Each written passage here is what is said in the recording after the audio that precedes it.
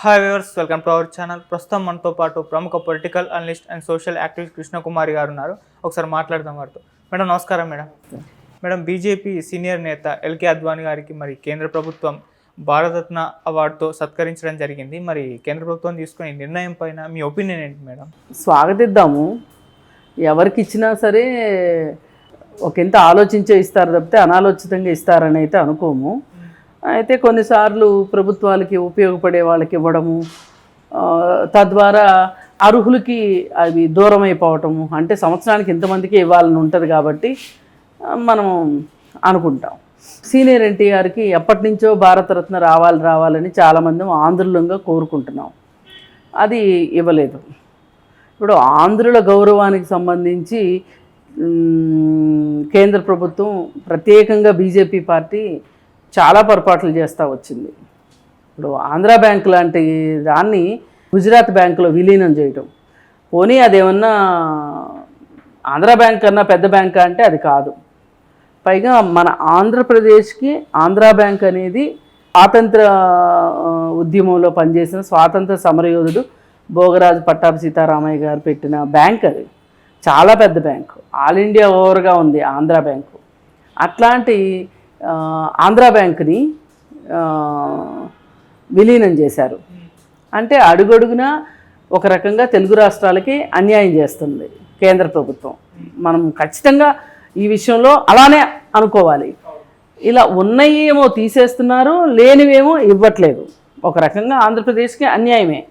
సరే, ఈ విషయం పక్కన పెడితే అసలు ఎల్కే అద్వానీకి మట్టుకు భారతరత్న ఎందుకు ఇచ్చాడు మోడీ అని అనుకుంటే గనక, ఈ మధ్యకాలంలో రామ మందిరం మొన్న బాలరాముడిని ప్రతిష్ఠించారు కదా, అదే రాముడి గుడికి అయోధ్య రామాలయానికి అద్వానీ గారిని పిలవాల అంటే మోడీ చాలా తెలివిగా అసలు ఈ రామాలయము అనే కాన్సెప్టు ఇవాళ ఒక రామాలయం వీళ్ళు కట్టగలిగారు అంటే ఒక 30 ఏళ్ల క్రితం ఎల్కే అద్వానీ వేసిన బీజాలు. అది తప్ప ఒప్ప అనేది వేరే చర్చ. ఆ రోజు ఆయన రథయాత్ర చేయడం కావచ్చు, తద్వారా అప్పుడు 2 లోక్సభ స్థానాలున్న పార్టీని అధికారంలోకి తీసుకొచ్చింది మట్టుకు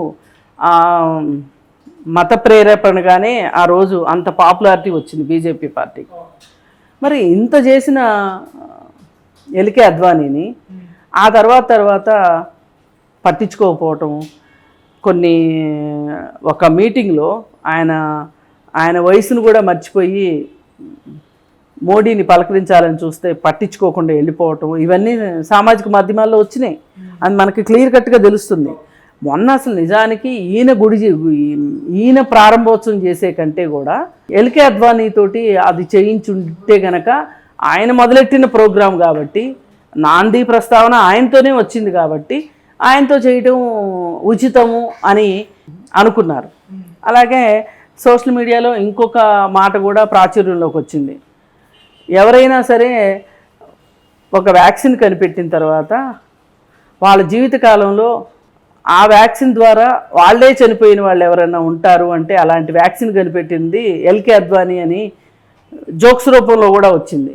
ఏంటి అంటే, ఈ మతోన్మాదం ద్వారా ఈ రామాలయం అనే అయోధ్య రాముడి గుడి అనే దీంతో వ్యాక్సిన్ కనిపెడితే అధికారంలోకి వచ్చింది మోడీ అయితే పూర్తిగా తెరమరుగైపోయింది ఎల్కే అద్వానీ అనేది ప్రపంచమంతా అర్థమైంది.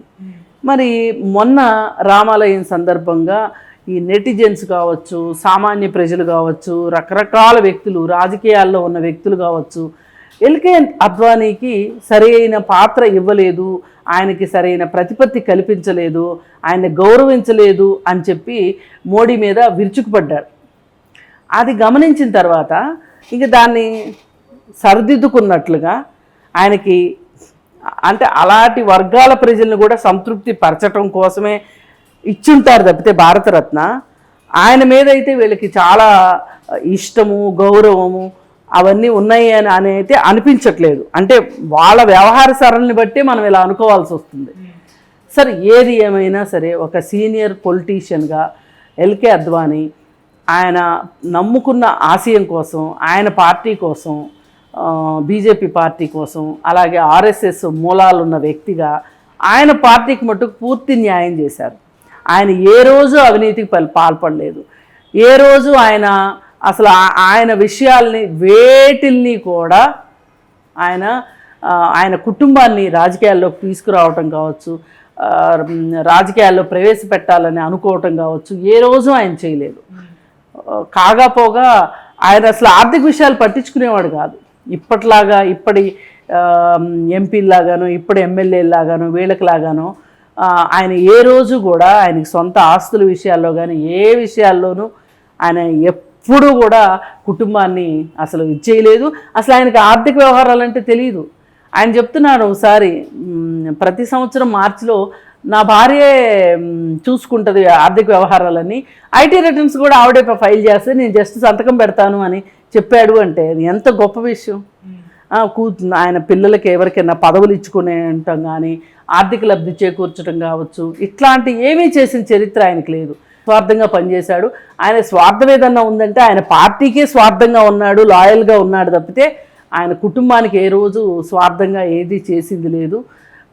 ఆ విషయానికి చూసుకుంటే కనుక ఒక నిస్వార్థ రాజకీయ నాయకుడికి భారతరత్న దక్కింది అంటే కనుక అది మనం నిజంగా ఆయన జస్ట్ రాజకీయ నాయకుడే కాదు, ఆయన ఒక స్టేట్స్మెన్గా చూడొచ్చు, రాజనీతిజ్ఞుడిగా చూడొచ్చు, ఆ వరుసలోనే ఆయన్ని కూర్చోబెట్టవచ్చు.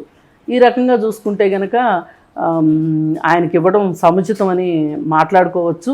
ఇది కూడా ఇప్పుడు ఈ ఎలక్షన్స్ ముందు ఆయనకి ఇవ్వడం కూడా ఒక రకంగా ఎన్నికల వ్యూహంలో భాగంగానే చూడొచ్చు. ఆయన ఎంత అర్హుడైనప్పటికీ వీళ్ళు ఇవ్వలేదు కదా. ఇప్పుడు వడ్డించేవాడు మనవాడు కాకపోతే ఏమవుతుంది? వడ్డించేవాడు మనవాడు అనుకోండి, బంతి చివరిలో కూర్చున్నా అవుతుంది. ఆ విధంగా చూసుకుంటే మోడీ ఆయన ఎన్ని రోజులు పక్కన పడేసేసి పట్టించుకోకుండా ఆయనతో నాకేంటి అవసరం అనుకుని కూడా ఈ చివరి కాలంలో ఈ విధమైన పని చేయడము అనేది ఇప్పుడు భారతరత్నకి ఎంపిక చేసినందుకు మోడీకి గౌరవం వచ్చింది తప్పితే అది ఆశించి చేశాడు మోడీ. అసలు మళ్ళీ ఇంకొకసారి మన తెలుగు రాష్ట్రాలపైన సీతకన్ను వేసినందుకు,